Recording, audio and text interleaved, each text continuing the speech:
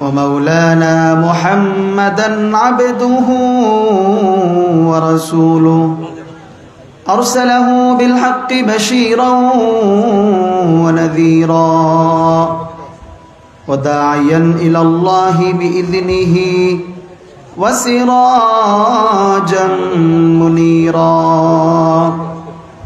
أما بعد فقد قال الله تبارك وتعالى في كلامه المجيد أعوذ بالله من الشيطان الرجيم بسم الله الرحمن الرحيم وإنك لعلى خلق عظيم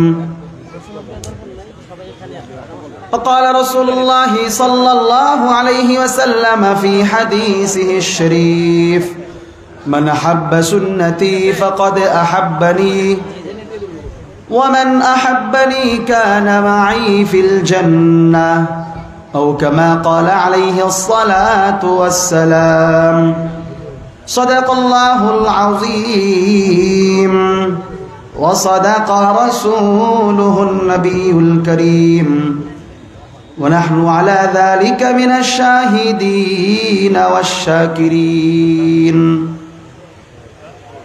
الحمد لله সম্মানিত মুআজ্জাজ মোহতারাম দিনদার ইমানদার মুমিন মুসলমান ভাইরা পর্দার অন্তরালের মা বোনেরা আল্লাহ তাআলার দরবারে লাখো শুকরিয়া জ্ঞাপন করছি যে মহান রব্বুল আলামিন আল্লাহ সুবহানাহু ওয়া তাআলা বড় দয়া করে ইহসান করে মায়া করে আমাদেরকে দুনিয়াবি সমস্ত কাজ থেকে ফারিগ করে মাগরিবের নামাজ জামাতের সহিত আদায় করার পরে একটা বরকতি মাহফিল সিরাতুন নবী সাল্লাল্লাহু আলাইহি ওয়াসাল্লাম মাহফিল শাবাদ দারুল উলুম ইসলামিয়া মাদ্রাসা কর্তৃক আয়োজিত সিরাতুন নবী সাল্লাল্লাহু আলাইহি ওয়াসাল্লাম সম্মেলনে বরকতি মাহফিলে আল্লাহ তাআলা আমাদেরকে আসার বসার তৌফিক দান করেছেন। মালিকের দরবারে শুকরগুজার হয়ে দিল থেকে জোরে সোরে সকলে একবার কালিমাতুশ শুকর আদায় করছি আলহামদুলিল্লাহ। সম্মানিত হাজিরিন, আমাদের আকাবের হযরত বয়ান করবেন, শুধুই মাত্র বরকতান আপনাদের দোয়া নেওয়ার জন্য বসেছি, কর্তৃপক্ষ এলান করেছেন এই জন্য। আমি আপনাদের সামনে একটি কোরআন তেলাওয়াত করেছি, কোরআনের আয়াত তেলাওয়াত করেছি, ওয়া ইন্নাকা লাআলা খুলুকিন আযীম।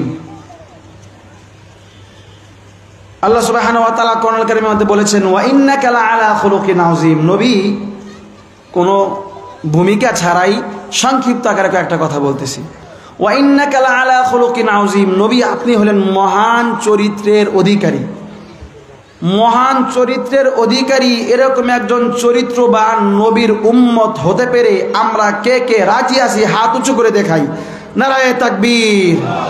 হ্যাঁ, আমরা হলাম পৃথিবীর মধ্যে সবচাইতে শ্রেষ্ঠ মানব, শ্রেষ্ঠ নবী, মহান চরিত্রের অধিকারী একজন মানুষ নবী মুহাম্মদ সাল্লাল্লাহু আলাইহি ওয়াসাল্লামের উম্মত। এজন্য আমরা গর্বিত আলহামদুলিল্লাহ।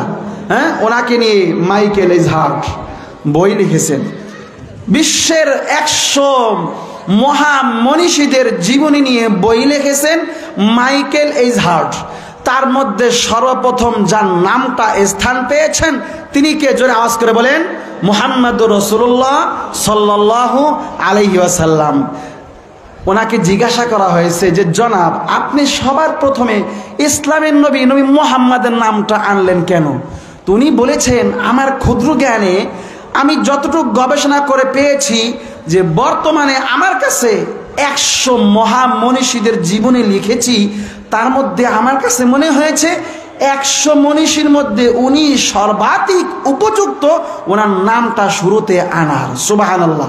তাই যদি তাই হয় তাহলে আপনি কেন ইসলাম ধর্ম গ্রহণ করেন না? তো উনি বলেছেন, মারাত্মক কথা বলেছেন, বলে আমি তো নবী মুহাম্মদকে পাই নাই, ওনার আখলাকের কথা আর চরিত্রের কথা, উনি যে মহান চরিত্রের অধিকারী যেটা আল্লাহ কোরআনে বলেছেন, ওই গবেষণা করে ওনার নামটা আমি উপরে দিয়েছি। তাইলে ইসলাম ধর্ম গ্রহণ করেন না কেন? ওনার আখলাক আর চরিত্র দেখে বুঝে শুনে পড়ে আমি ওনার নামটা সবার আগে দিয়েছি।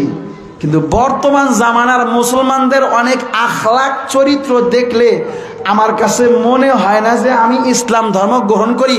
এটা আমাদের জন্য অনেক একটা আফসোসের বিষয় কিনা, জোরে বলেন। আমার আগে যেই হুজুর আমার ওস্তাদ আলোচনা করলেন যে এর মূল কারণ হলো ওই যে সিরাতুন নবী আমরা জানি না সিরাতুন নবী আসলে কাকে বলে। সাহাবায়ে কেরাম এসে আল্লাহর নবীর উম্মাহাতুল মুমিনিন আয়েশা সিদ্দিকা রাদিয়াল্লাহু তাআলা আনহার কাছে জিজ্ঞাসা করেছেন, উম্মাহাতুল মুমিনিন আপনি বলেন আল্লাহর নবীর সিরত কি ছিল? আল্লাহর নবীর সহধর্মিনী বলেন, কেন তোমরা কি কোরআন পড়ো নাই? খুলুকুহু আল কোরআন, নবীর সিরত কোরআনই হলো নবীর সিরত। সুবহানাল্লাহ। আজকে আমরা সেই কোরআন পড়ি না, বুঝি না, আমল করি না। পড়ি তো না, পড়িও না। আফসোস কি জানেন, আমি আপনাদেরকে ছোট্ট একটা ঘটনা শোনাই।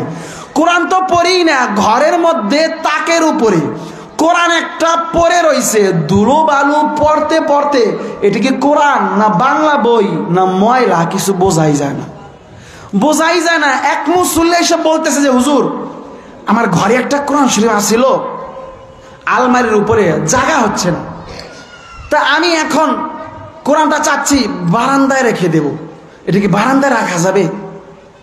ফতুয়া হলো পরে, এখানে তো আমার ওস্তাদ সমতল সবাই আছেন, ফতুয়া পরে যে মুসলমান কোরআন ঘরে রাখতে চায় না, রাজি না, কোরআন রাখতে চায় বারান্দায়। জোরে বলেন নাউজুবিল্লাহ। আরে কোরআন পড়লেও সব হয়, কোরআন ঘরের মধ্যে রাখলেও বরকত হয়, কথা ঠিক কিনা জোরে বলেন। এই জন্য দেখেন না বিভিন্ন জায়গায় ভূমিকম্প হয়, ভূমিকম্প হইলে যারা ইমানদার কোরআনের সাথে যাদের আজমত মোহাব্বত ভালোবাসা আছে, ভূমিকম্প হইলে কেউ আলমারি খুলে চাবি নেয়, কেউ টাকা নেয়, কেউ স্বর্ণ গহনা নেয়। মুসলমানদের যাদের দিলের মধ্যে কোরআন আছে, ভূমিকম্প হইলে ওরা আগে কোরআনকে বুকের সাথে চাপাইয়া ধরে, কথা ঠিক কিনা জোরে বলেন। ওরা বলে যে মরলে কোরআন নিয়ে মরবো। সুবহানাল্লাহ। এই কোরআন আজকে আমাদেরকে শিখতে হবে। এই কোরআনে হলো নবীর আখলাক, নবীর সিরত। আল্লাহ তাআলা আমাদেরকে তৌফিক দান করেন, আমরা যেন পুরা কোরআন শিখে বুঝে আমল করে সিরাতুন নবী বাস্তবায়ন করে দুনিয়া থেকে নবীর আশেক হয়ে বিদায় হতে পারি। আল্লাহ তাআলা আমাদেরকে সেই তৌফিক দান করেন, বলেন আমিন। আমি আমার সংক্ষিপ্ত বক্তব্য এখানে শেষ করছি। আসসালামু আলাইকুম ওয়া রাহমাতুল্লাহি ওয়া বারাকাতুহু।